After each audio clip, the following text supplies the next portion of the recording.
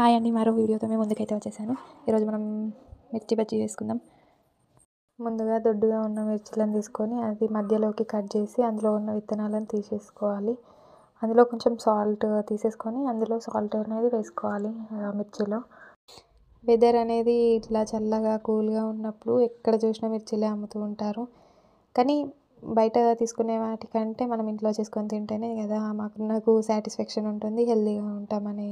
కొంచెం oil food ఎంతైనా ఇబ్బందే, కానీ సాటిస్ఫాక్షన్ అనేది ఉంటుంది. అయినా మళ్ళీ మన చేత్తో చేసుకొని తిన్న వంట ఆ రుచే వేరండి.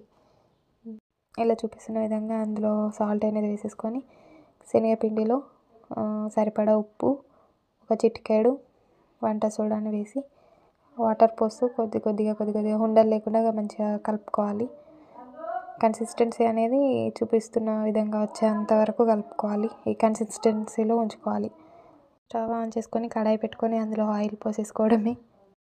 తగినంత ఆయిల్ పోసేసుకొని అది హీట్ అయ్యాక మిర్చీలని అందులో డిప్ చేస్తూ ఇలా వేసుకోవాలి.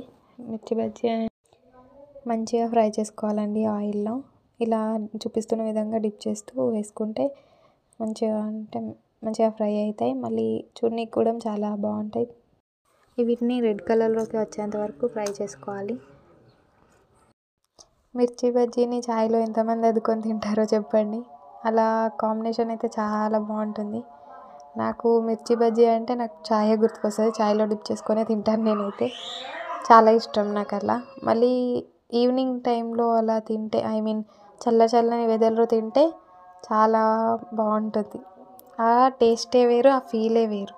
మిర్చి బజ్జీని చాయ్లో డిప్ చేస్తూ తిన్నా, లేకపోతే కొంచెం కొత్తిమీర పొడి చల్లుకొని తిన్నా చాలా టేస్టీగా ఉంటాయి. మరి మీరు ఎలా తింటారో కామెంట్ చేయండి. ఇలా గోలించుకోవాలండి ఈ కలర్లో వచ్చేంత వరకు. ఇది తీసేసుకొని పక్కన పెట్టేసుకొని ఇంకా మిగతావి కూడా అలానే డిప్ చేస్తూ వేసుకొని ఫ్రై చేసుకోవాలండి. అంటే నేననే కాదు, నాలాగా మిర్చి బజ్జీని చాయ్లో అద్దుకొని తినే వాళ్ళు చాలామంది ఉంటారు. ఛానల్ని అయితే సపోర్ట్ చేయండి please. Do like, share, subscribe to my ఛానల్ని అయితే సపోర్ట్ చేయండి ప్లీజ్. మరో వీడియోతో మేము ముందుకైతే వస్తాను. ఇప్పుడైతే మిర్చి బజ్జీ అయితే కంప్లీట్ అయిపోయింది. తినేద్దాం ఇక. మరో వీడియోతో మేము ముందుకు వస్తాను. బాయ్.